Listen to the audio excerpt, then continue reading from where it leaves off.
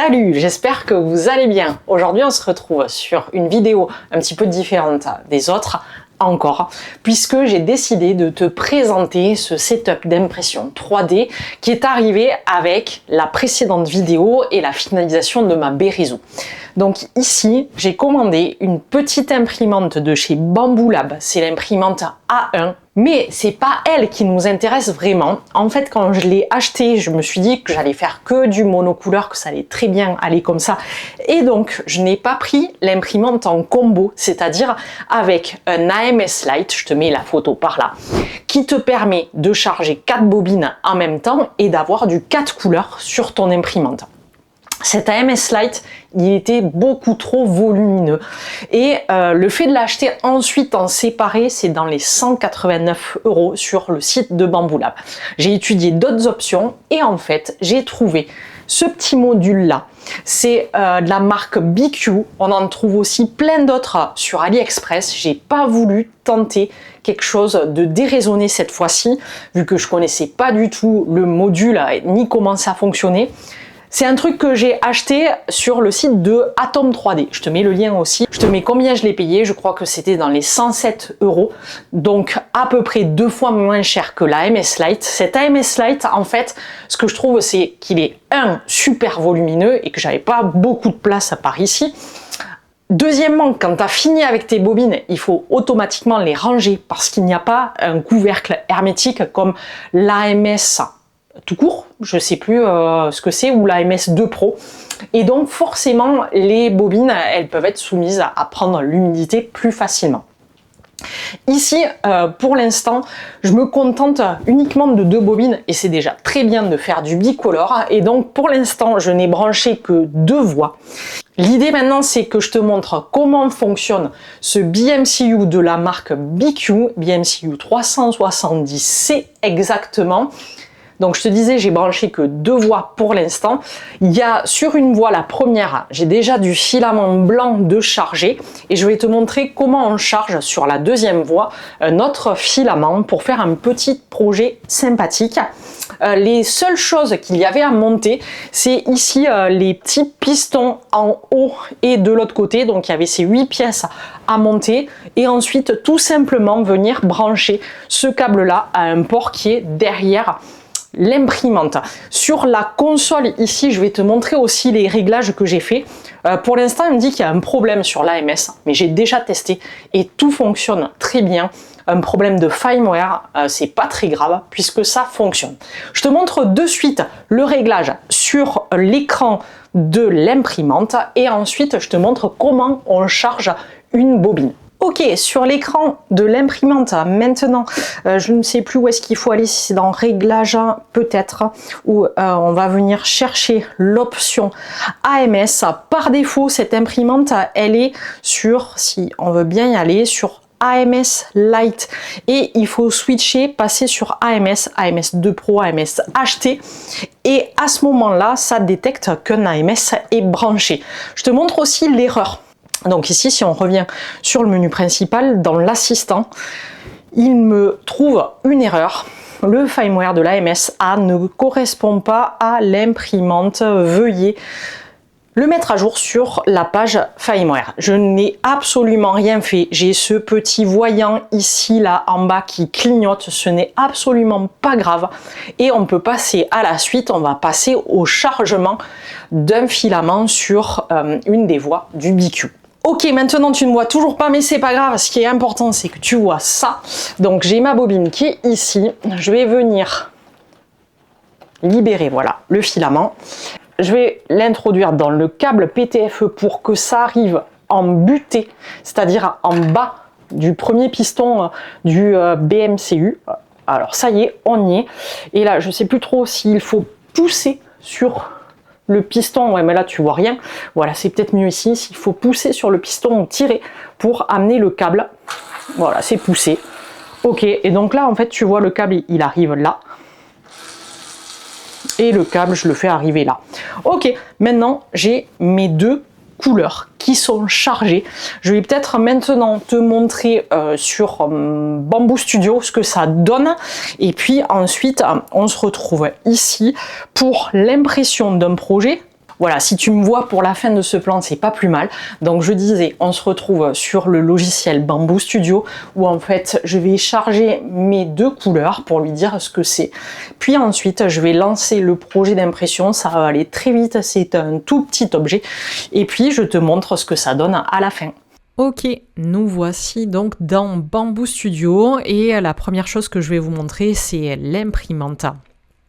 Donc ici, on peut voir à cet endroit-là que j'ai bien mon AMS, ou du moins la simulation de cet AMS qui est connecté ici avec une bobine de filament PLA blanc.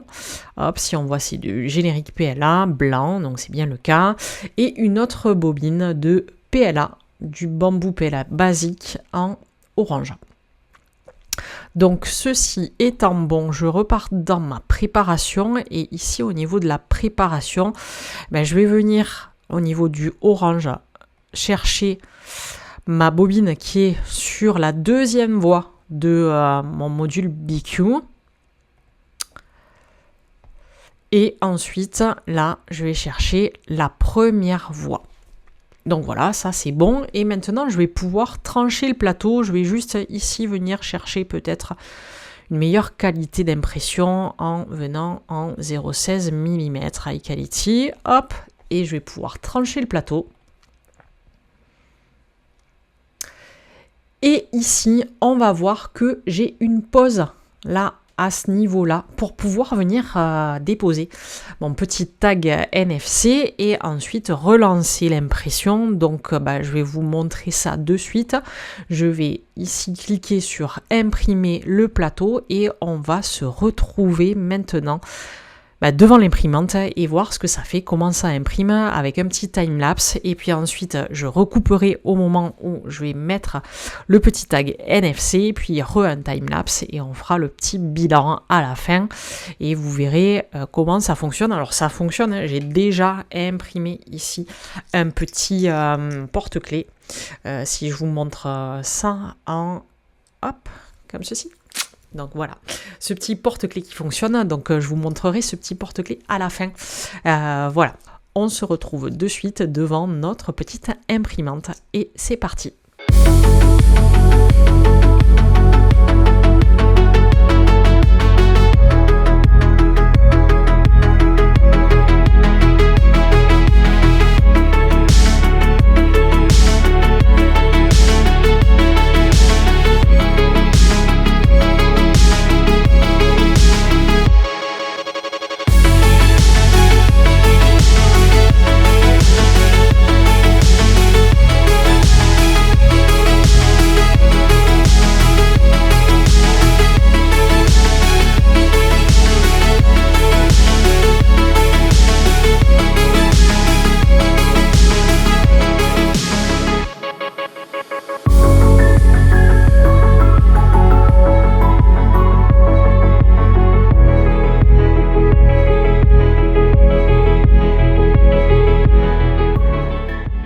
Ok, le petit projet d'impression est terminé, tu auras peut-être reconnu pour qui il était.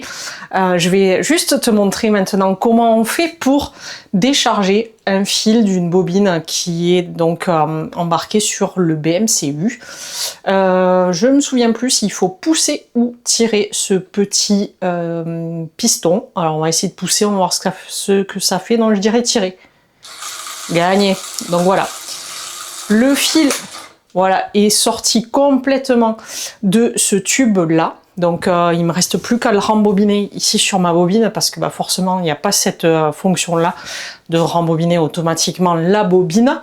C'est pas ce qui est très très gênant. Alors je peux te montrer un autre projet que j'ai fait en impression bicolore.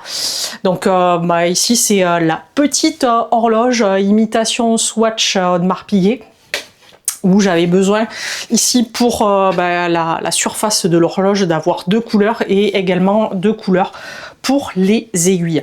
Mon bilan par rapport à ce petit module BMCU, par rapport surtout à l'AMS Lite, parce que c'était la grosse question, est-ce que j'achète l'AMS Lite ou pas?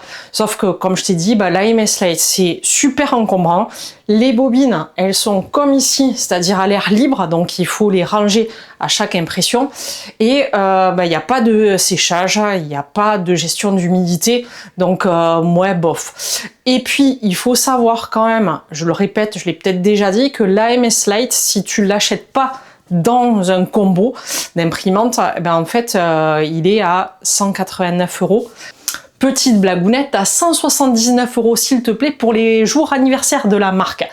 Donc est-ce que ça vaut la peine d'attendre l'anniversaire de la marque pour avoir l'AMS Lite à 179 € alors que ceci tu l'as à 107 €? Et ben clairement tu pars sur ça. Voilà. Si tu veux un AMS, pars plutôt sur des AMS Pro, 2 Pro je crois, enfin les deux AMS au-dessus de l'AMS Lite qui sont désormais compatibles avec les dernières imprimantes Bambu Lab. Donc c'est bien mieux que l'AMS Lite. Et donc forcément pour moi, ce module-là, ça me convient complètement par rapport à l'encombrement, par rapport à mon besoin d'impression uniquement en bicolore. C'est vraiment un truc qui me satisfait complètement. J'espère que tu auras aimé cette vidéo. Si c'est le cas, tu lâches un petit pouce comme d'habitude. Et puis on se revoit assez vite pour une prochaine vidéo, cette fois-ci sûrement orientée davantage à informatique, système et réseau. Allez, ciao ciao!